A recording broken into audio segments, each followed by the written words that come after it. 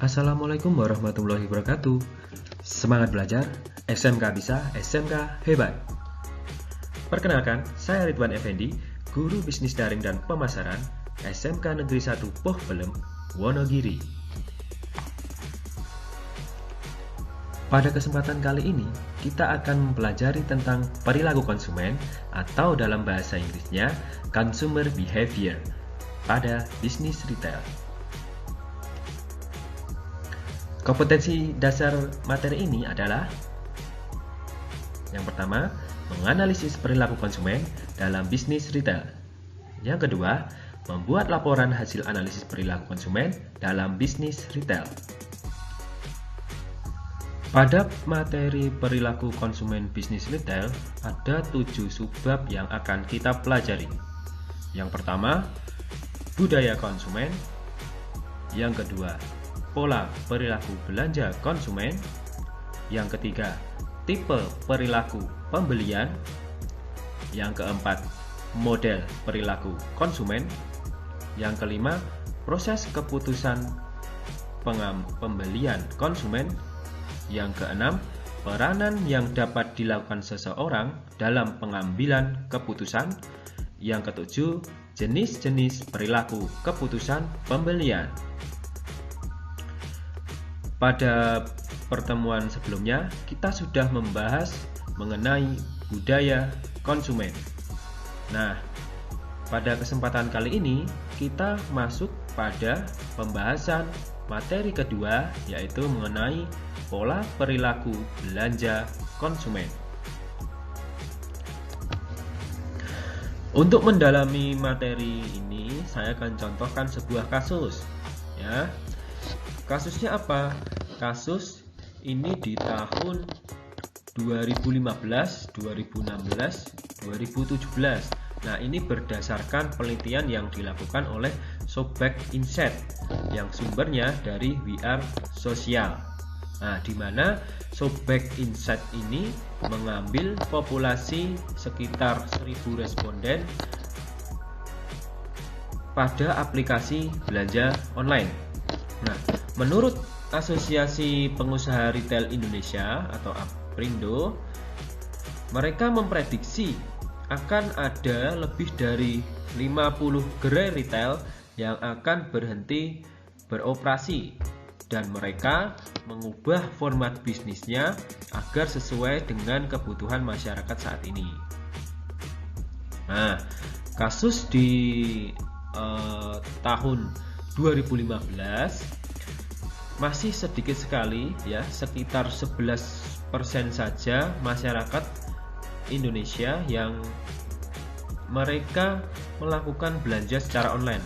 Kemudian di tahun 2016 terjadi peningkatan sekitar atau menjadi 26%, ya, orang melakukan belanja secara online.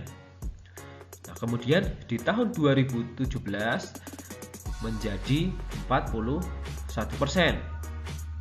Nah, hasil penelitian itu terjadi peningkatan sebesar 15% dalam kurun waktu 1 tahun. Nah, kemudian 15% itu apa?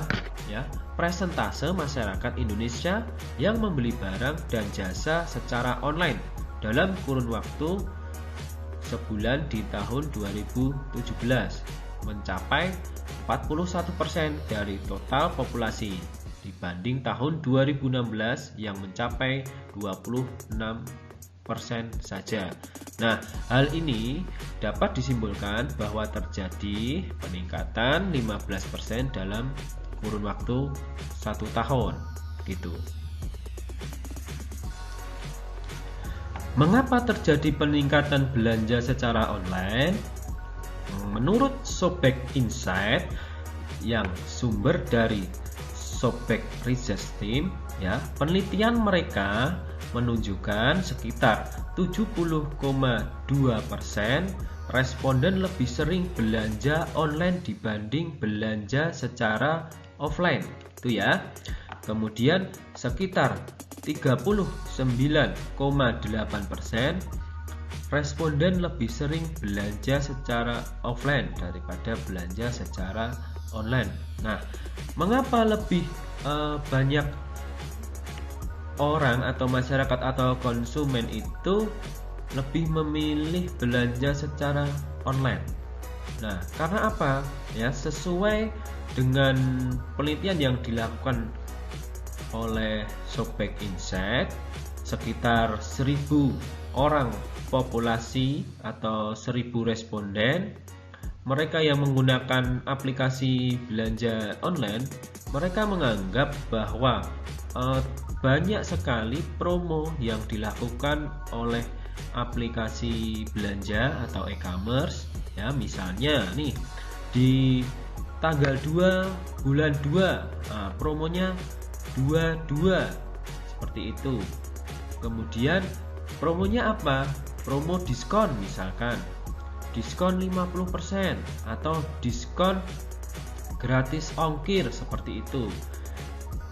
Kemudian pada gambar kedua, sekitar 83% responden ya dari 1000 tadi mengaku pernah ke toko offline untuk melihat barang, tetapi mereka tidak langsung membelinya secara offline ya, namun mereka membelinya secara online. Nah, ini kenapa ya?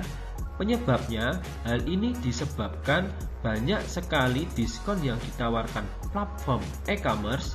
Kemudian ditambah lagi mereka akan mendapatkan cashback ya, atau uang kembalian jika mereka melakukan transaksi belanja ya. Contohnya ini di aplikasi Shopback.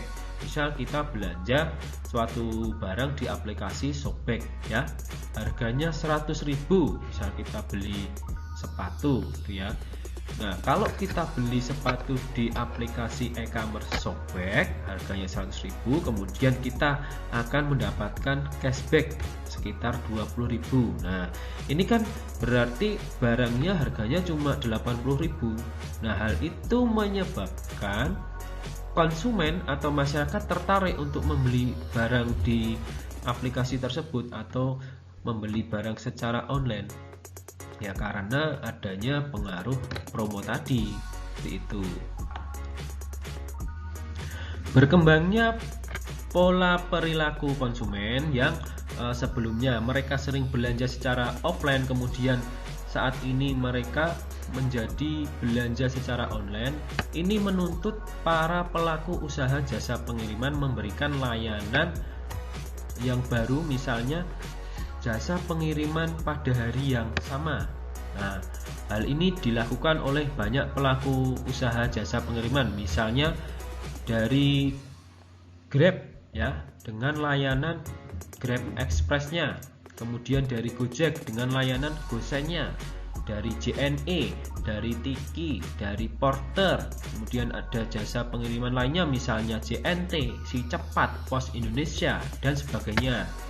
Nah, di saat kita memilih barang, kemudian kita membeli barang di sebuah toko atau di aplikasi e-commerce itu, pastikan kita nanti akan diarahkan untuk memilih pengiriman atau jasa pengiriman itu menggunakan beberapa perusahaan yang menyediakan jasa pengiriman tadi ya. Kita pilih saja yang termurah, tercepat, dan teraman. Nah, itu tipsnya seperti itu. Kesimpulan dari materi yang kita pelajari kali ini yaitu saat ini pola perilaku konsumen pada bisnis retail semakin berkembang, di mana dari belanja secara offline menjadi belanja secara online. Hal ini karena konsumen lebih menganggap bahwa ketika dia itu belanja secara online lebih murah daripada belanja secara offline. Kemudian juga banyaknya promo ataupun diskon yang ditawarkan oleh berbagai aplikasi belanja online. Ini juga mempengaruhi pola perilaku belanja konsumen saat ini. Nah, begitu. Mungkin itu dulu materi yang kita pelajari kali ini. Kita akan lanjut lagi pada subbab pada materi selanjutnya ya. Terima kasih, semoga bermanfaat. Sekian dari saya, kurang lebihnya mohon maaf. Wassalamualaikum warahmatullahi wabarakatuh.